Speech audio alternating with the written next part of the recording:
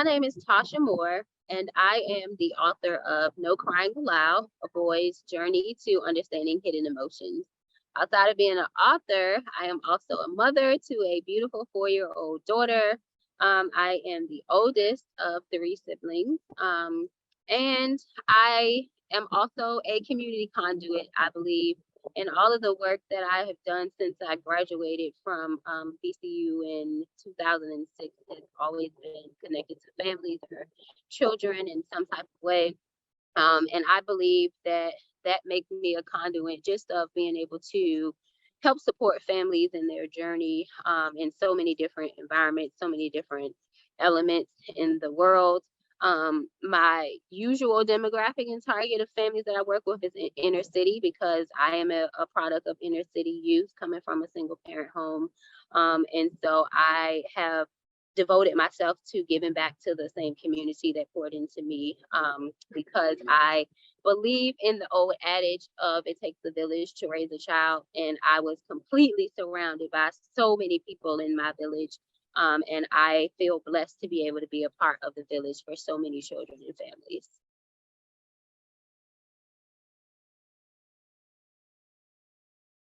All right, so the book is called No Crying Aloud, A Boy's Journey to Understanding Hidden Emotions. Now, what you'll see on the cover is Devin. He is the main character. Obviously, I'm a female, and so many people ask me why I didn't make the character a woman or a little girl. And that's because I feel like, based on what the book is talking about, the main demographic that I wanted to target was our Black males, because the book talks about being able to uncover hidden emotions that I feel like many of our children, not just Black males, but many of our children don't have the affordability to reach, just in terms of what they're exposed to in their homes, how they're taught to express their emotions. And so in all of the work that I've done with the community, the main child that I'm working with to help in the school system, in home counseling, mental health, is usually a young male. And so Devin is the main character of the book. There's quite a few other characters. Randy, his neighbor, G-Dubs is his grandmother, because that is one of the traumatic experiences that Devin unfortunately has, is being removed from his family of origin, his mom and dad, and having to stay with his grandmother. Malik and Nevaeh, they both are identified as antagonists. They bully Devin on the bus as part of the trauma that he experiences on his way to school. Kwame is a character that is also experiencing some trauma within the book, that's associated with hunger and expressing his anger throughout the day because of not having a specific meal he wants. Miss Price is a very, very integral part of the book, because she is Devin's school counselor, who introduces him to groups at school related to kids who have experienced trauma, and also recommends his participation in therapy to his grandmother.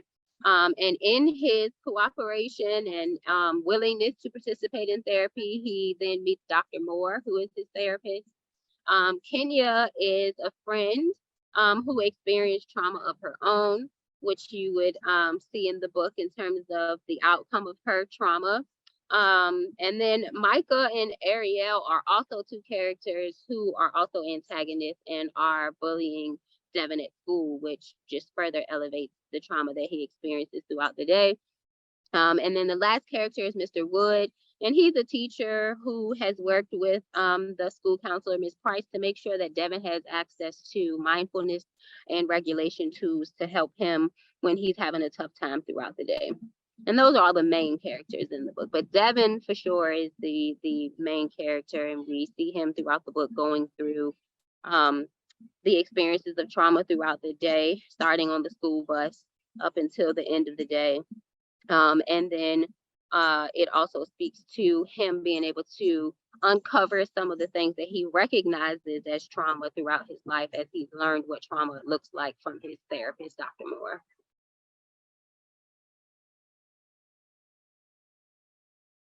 So it took me, I would say the entire process, it took me about a year. It did not take me but a few months to actually write once I got to the point of wanting to uncover this particular story, because Devin in the book and the things that he will speak to in terms of his traumatic experiences were the lived experiences for so many youth that I encountered and worked with throughout the course of the last 12 years. And so it has always been on the front of my brain, and just being able to develop a medium that gave the voice to the children's trauma that they were experiencing. And so the writing process didn't take too long, but I actually self-published this book. And so that is what took the longest. Being able to identify an illustrator, an editor, all of the pieces to put the final project together. I was blessed to be able to have a tribe of women writers around me who kind of encouraged and motivated me, coached me, and then also helped me to find different resources and connections in terms of the editing process, the illustrations, the publication process. And that honestly took the longest, but it really was a beautiful journey because this is new for me. It's not something that I've ever done before.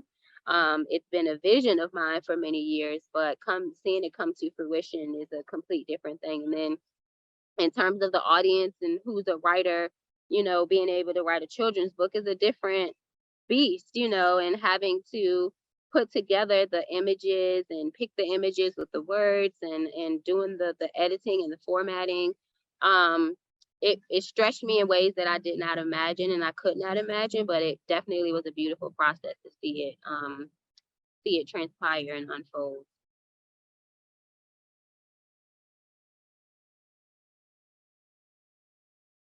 I have had the pleasure of working with children and families since 2006 when I graduated. I started off as a day treatment counselor working with youth in the schools. Um, and then all of my experience ran the gamut of working in the elementary schools, doing early literacy education to children and parents, and also training teachers. Going from that to becoming a preschool administrator as well.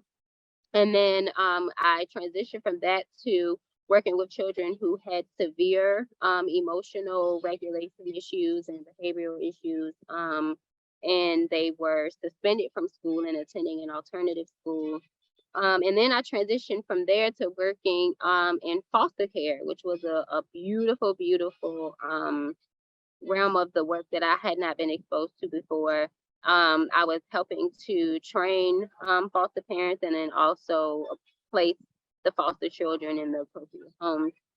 And then from there, I went to become a social worker in foster care and then back into the school systems. And now in my transition into working with the Boys and Girls Club and working with teenagers.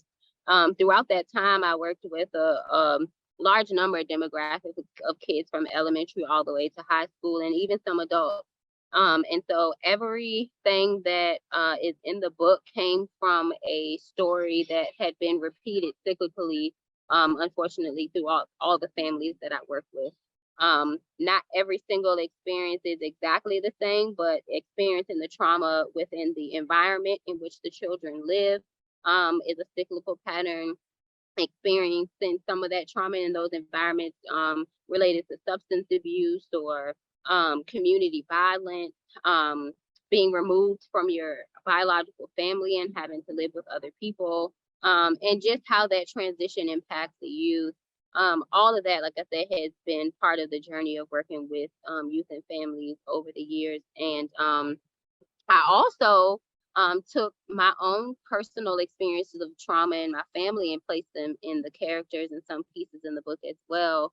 Although the trauma is not specifically associated with the name, I used the name and likeness of many characters in my book. Kenya, the character that's in a wheelchair, she's named after my sister. Ariel, she's actually named after my cousin, and her father is teacher Mr. Wood. And that was a trauma that was experienced from myself and Ariel as my uncle and Ariel's father passed away suddenly about 6 years ago. and she had a very, very close relationship with her father, and I had a very, very close relationship with my uncle. And he actually was one that I identified within my tribe of family to help me even go through daily life struggles in and of itself. And so him being able to be that character, Mr. Wood, for Devin in the book was a personal attribute. And so the book is inclusive of the traumatic experience of families that I've worked with, as well as my own testimony at the same time. The book heavily points to community issues that we are all experiencing. And working with youth in the city, especially within the last 2 years, I like to highlight to them that we have all recently been forced to engage in a collective traumatic experience and living through COVID and having to have that completely shift and alter the dynamics of life for so many people. And so that in and of itself, it lends itself to being able to have this book be a platform to talk about what trauma actually looks like and being able to give voice to how children are experiencing that on a daily basis and how it impacts their educational setting. Um, and then I believe the purpose of the book was a threefold. It had three purposes. One, in most of my work with children, we have utilized the book as a platform to be able to have challenging conversations and to bring up tough topics. And being able to have the children identify themselves and the characters that are in the book. And so I was very intentional about being able to write a book that featured an African American character because we don't have enough literature that features African American illustrations and characters and things of that nature. Especially, like I said, in working with the inner city, who are the largest population that experience ongoing trauma on a daily basis, being able to identify themselves through a book not only helps them to um, be able to see themselves in the up and down, the ebb and flow of Devin in the book and learning more about himself and uncovering things, but also lends to them being able to see how he transitioned from experiencing those things and knowing that they can have hope to be able to, grow and evolve from those traumatic experiences.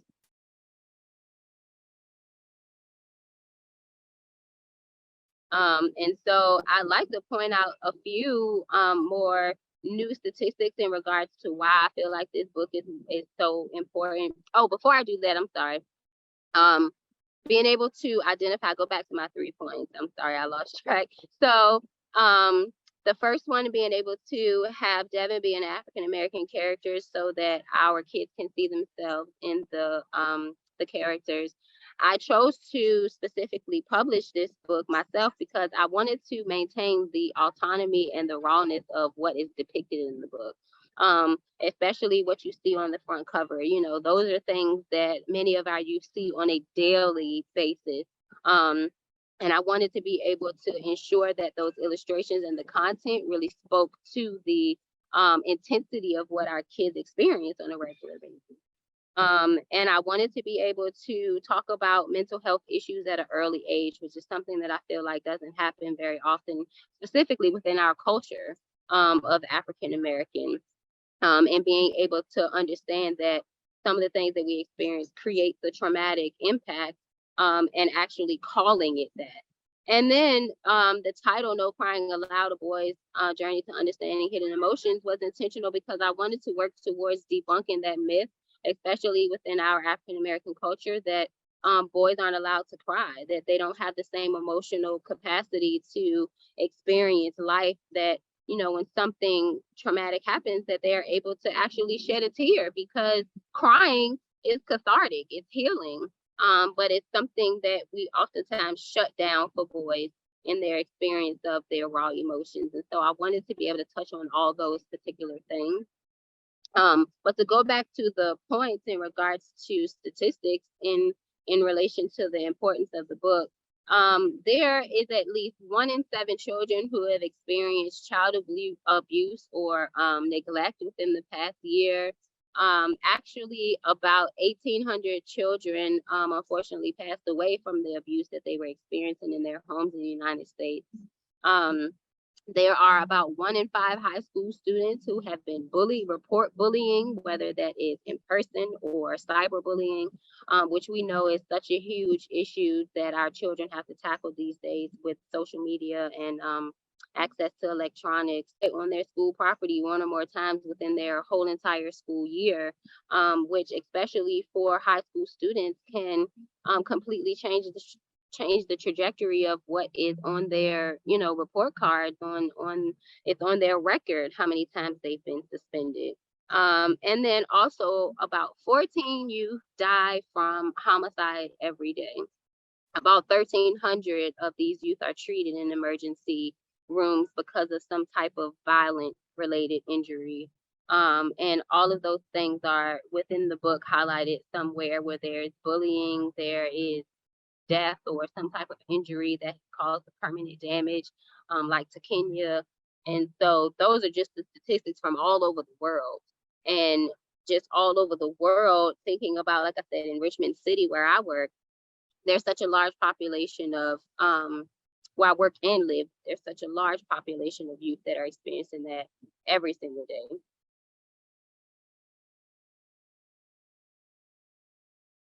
So one of the things that I hear oftentimes in talking to young men when they have experienced something, is that they don't cry. Shut up.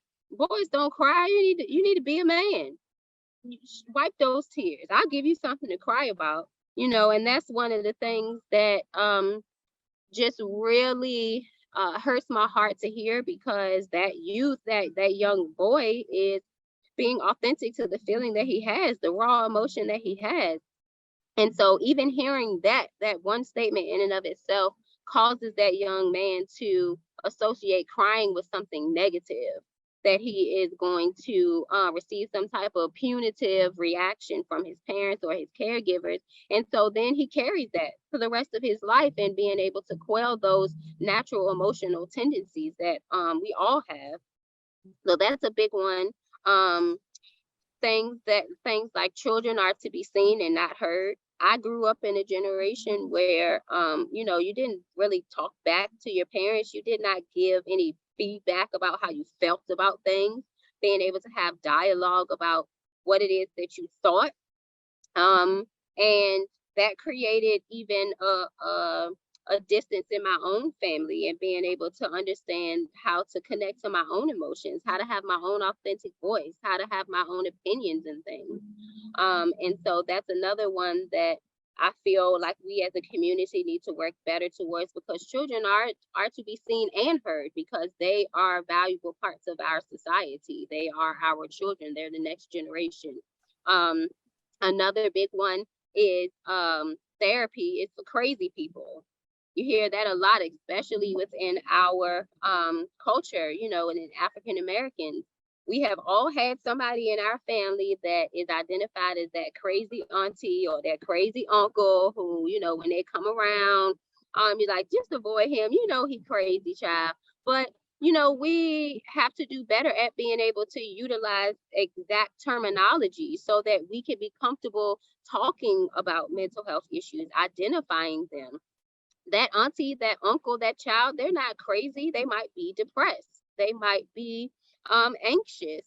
They might be fearful. They might have some type of disorder that really needs some type of medical treatment. And so we have to do better at not just labeling people, and not identifying therapy as something that is just for crazy people. Therapy is for everybody.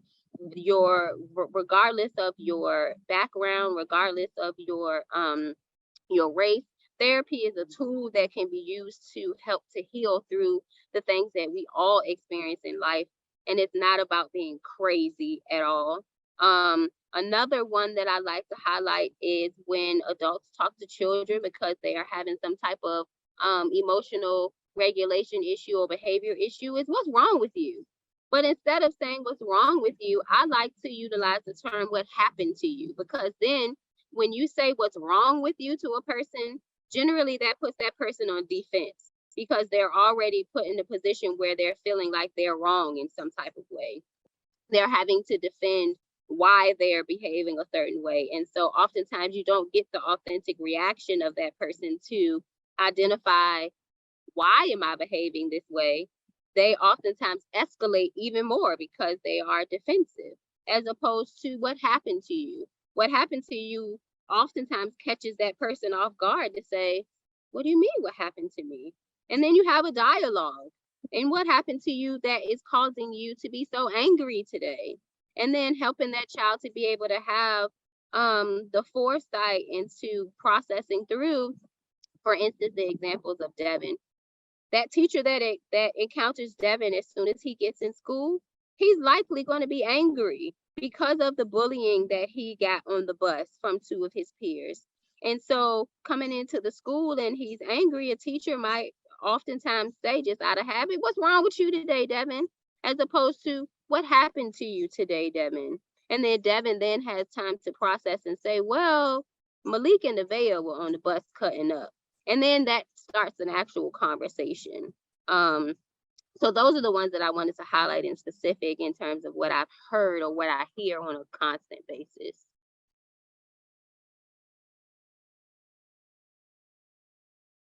Suicide is unfortunately really prevalent in our country these days, especially within our young people, just because of the depth of the things that they see and witness. I would say in terms of identifying is identifying irregular behavior patterns, isolation, being removed from activities that they used to enjoy, not spending as much time with their friends or their family, not eating, sleeping a lot, um, even in hearing some of the things that our children say. It can be so commonplace sometimes when you hear a child say, I want to kill myself, or I just don't want to be here anymore. And sometimes we can hear those things and it doesn't sit in the back of our minds. We don't identify that that child actually said that. And in the busyness of life, you just move on to something else. And oftentimes you get those responses, boy, you crazy. What you talking about? As opposed to actually identifying time to have conversation with that child to say, I heard you say this and that hurt my heart to hear that. I really want to hear about why it is that you feel like your life isn't important so much that you want to end it. And so I would say those things, looking out for or listening to the comments that are being made. If a child is writing and leaving notes or writing in a journal or leaving notes that are indicating things of a plan of their attempt to commit suicide, that is something that should not be taken lightly at all. If you happen to be a parent or a caregiver or a friend or what have you that sees a note or something that's written by a child that has what looks like a plan of suicide, then I would immediately go and speak to somebody, a school counselor, a doctor, or somebody to say, I found this and it's concerning. Because oftentimes that's a huge indicator, because a plan is being made and that plan will likely be put into action if there is not some type of intervention.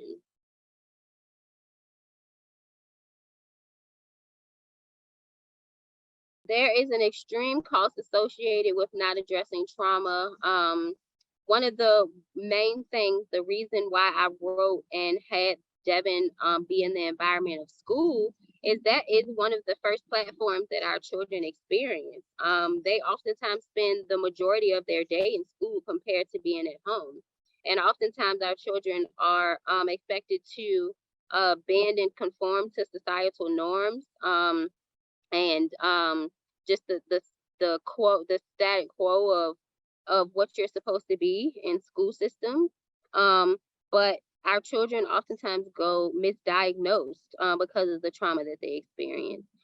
They have more behavioral infractions, being suspended from school, as opposed to identifying that this child has experienced something traumatic and they need to be in some type of group, social emotional group, or they need to be connected to therapy. They need to have a psychological done, be connected to the psychologist at the school, be able to utilize those resources that's available to you within the school system. They're not just there just because they're there to be an asset to your child and to your family, And that is one of the biggest one of the biggest impacts that I've seen is our children being misdiagnosed.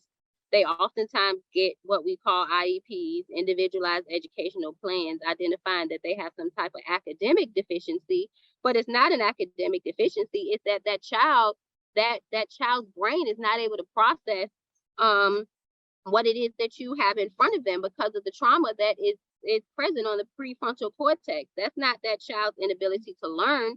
That's that child's inability to regulate the emotions and to be able to process the information. And that is one of the things that hurts my heart the most too, because that IEP follows that child throughout the rest of their school.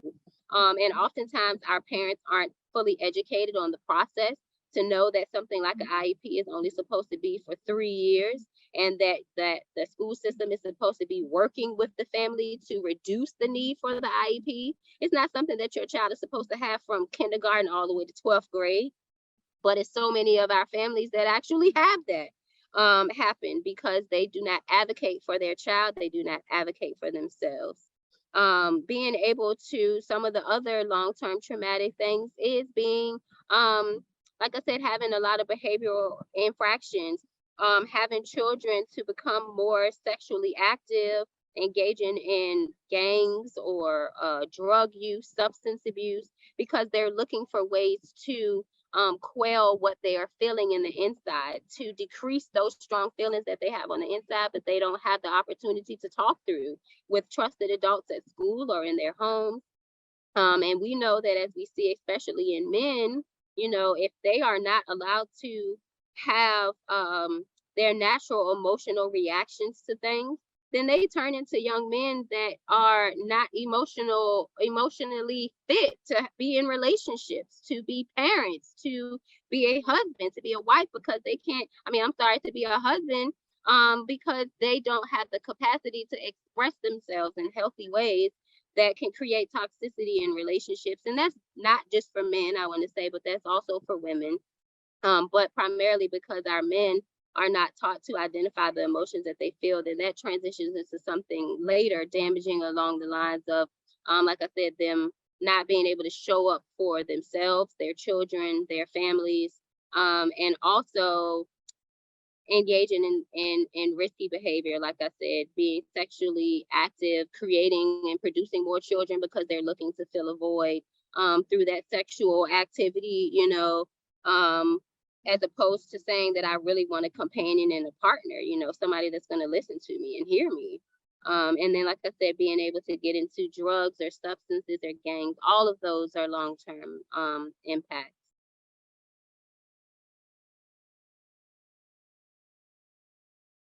You can definitely have a turning point for a child that has experienced trauma. The main Visit thereaderschoice.com and subscribe for a chance to win a gift from premiumwalldecals.com. All you have to do is subscribe to the site and receive a survey, answer the questions, and wait for the results.